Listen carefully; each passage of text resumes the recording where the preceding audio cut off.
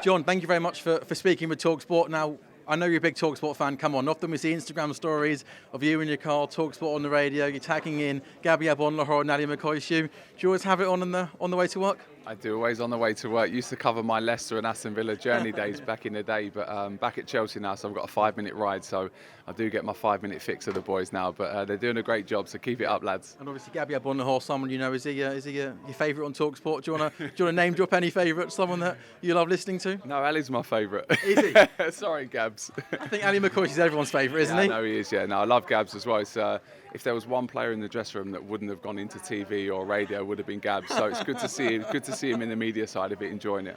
Oh, good stuff. John, today's a special day, isn't it? Lots of great people here doing some great things. Just tell us a little bit about your charity and what it means to you. Yes, I'm here on behalf of Oasis and working closely with them. A lot of underprivileged kids needing the same opportunities that everyone gets as well.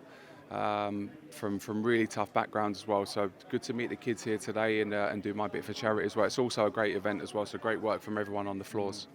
And so many big names here as well. It's incredible how many people want to get involved and help raise money. Yeah, it's huge as well. Since obviously lockdown and COVID, there's not been too much of this on the floor and being active on live here in the building. So it's good to be back.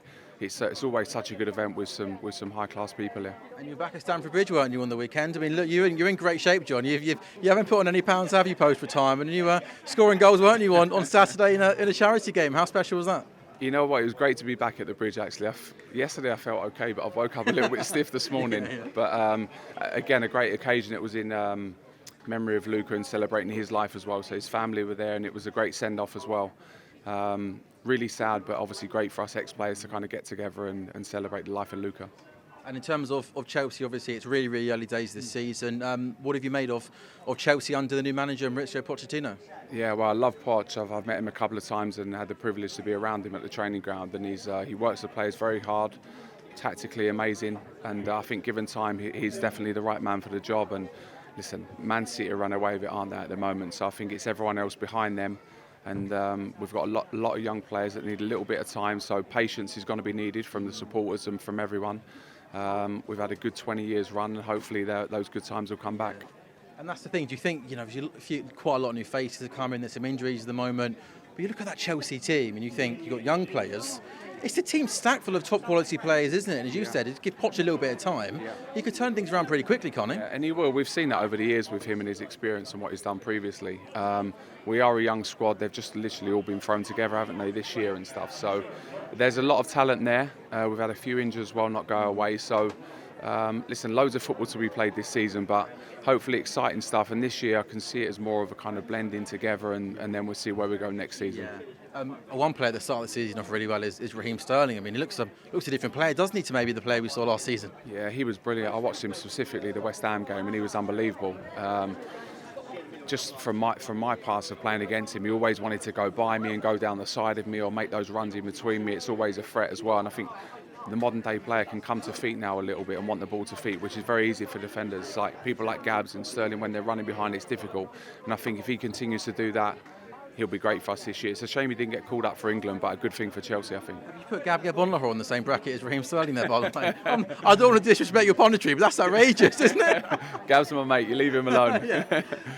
And you mentioned their Man City running away with it. I mean, goodness me, John. They just look unstoppable, don't they, under Pep? It almost seems like while he's there, it's going to take someone to do something pretty special to finish above them, right? Yeah, well, I think it's going to be very difficult, that's for sure. What I've experienced when we was at Chelsea and we were dominating for 2-3 years, all of a sudden you get beat by one team, then everyone realises that team can be beaten.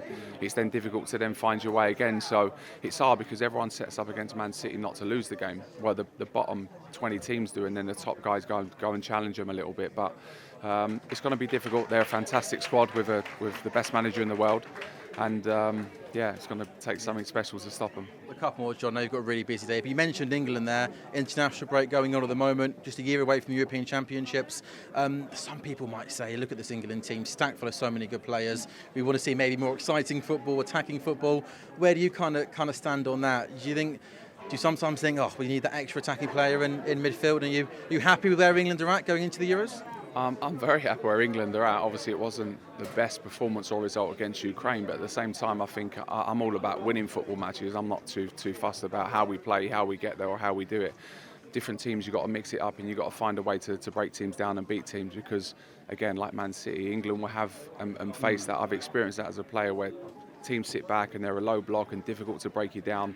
England have to find a way. So if that's a long ball, then that's what we have to do for 10 minutes. If we have to go and beat teams up for 10 minutes, if we can play through them and run behind, then let's do that. We have the talent to do it and the experience. So players at this level should be able to find a way. And that centre-back pairing seems to be maybe one of the areas, maybe Gareth's not quite sure who to go with. Obviously Maguire not playing at Man United. How do you see that? Yeah, I think it's important to play weekly at your club to take that form into the England setup. But listen, Gareth's shown a huge amount of faith in Harry. And to be fair to him, every time he's pulled the England shirt on, he's never let us down as well. He's always performed. And it's difficult to do when you're not playing regularly to keep that fitness and the sharpness and all of that there. So fair play to him. He must be doing the right thing and training well, like I know he would be. That's why Gareth gets paid the money to make those big decisions. Do you miss it? Do you miss being out there, John? Because I see you at Stanford Bridge a lot. I know you're involved with Chelsea at the moment. Do you miss playing still, or is it your legs are too sore from the other day? No, I'm okay. Of course you miss it. Yeah. Gabs and Ali will tell you that you can never replace it. But at the same time, I join in with the kids occasionally and get involved when I feel like I need to and get a little fix every now and then. We've got to get you into the studio, John. Come into the studio. Come on. Invite from the boys. Say that again. I'm waiting for the invite from the boys. Me, you, Ali, Gabby on the breakfast show. Do you fancy it? I'm in.